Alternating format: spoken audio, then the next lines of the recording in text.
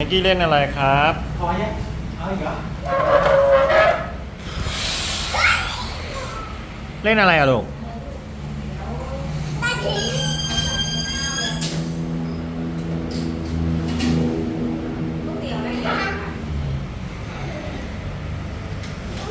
มันคืออะไรอะเฮลิคอปเตอร์ลูกโป่งเหรอลูกใช่ป่ะ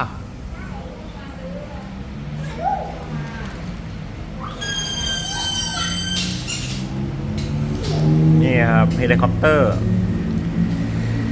เป็นพลังงานลมธรรมชาติ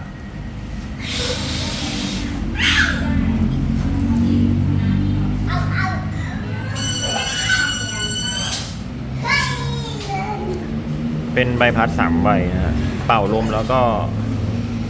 ใส่เข้าไปโอ้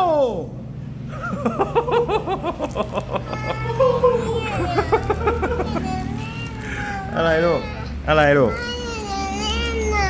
มันแตกไปแล้วมันแตกไปแล้วลูกนู่นไงไปเอาอีกอันหนึ่งมาไปมันแตกไปแล้วลูก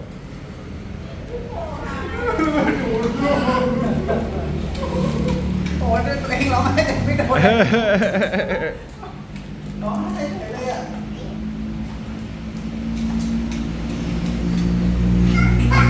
เมื่อกี้อันนั้นทิ้งขยะก่อนทิ้งขยะก่อนหยิบทิ้งขยะนั่นแหละนั่นแหละทิ้งขยะนั่นแหละไม่ใช่ข้างล่าง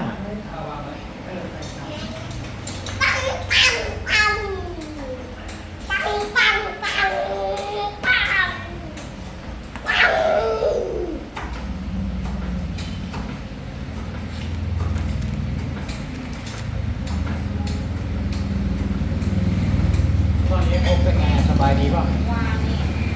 ไม่รู้ไม่ได้คุยก็เลยเหรอ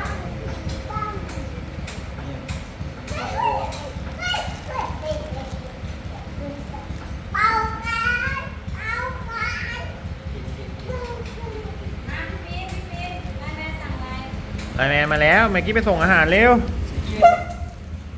ไปดิไปส่งอาหาร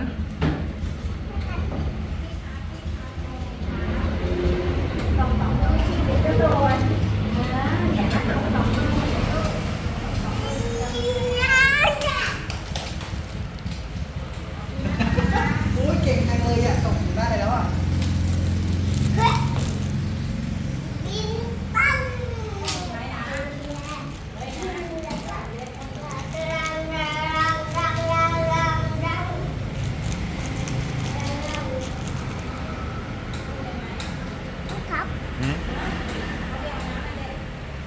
พี่ดูสิเขาเป่ายังไงนะ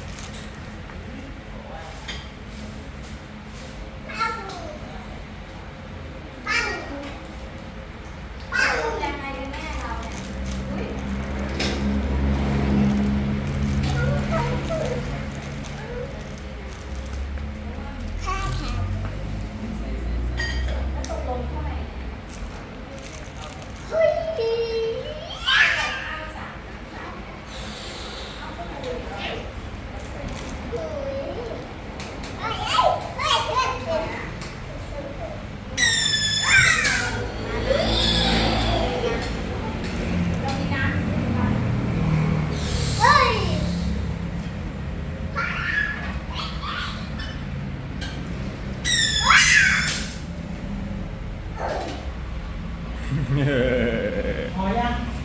เอาอีกเหรอเอาอีกไหมอีกหนึ่งนะ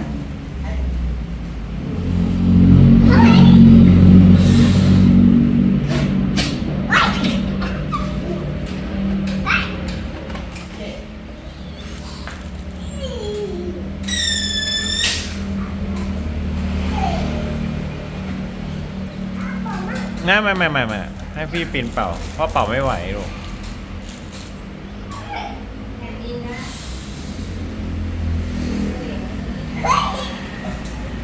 ไม่ปวดปากเหรอได้อยู่ได้วันทู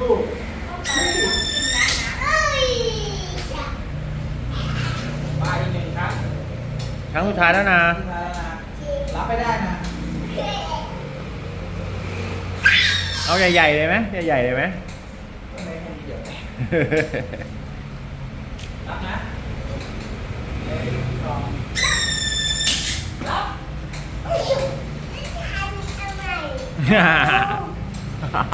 พักก่อนพักปากก่อน พักก่อนลูกพักก่อน พักก่อนลูก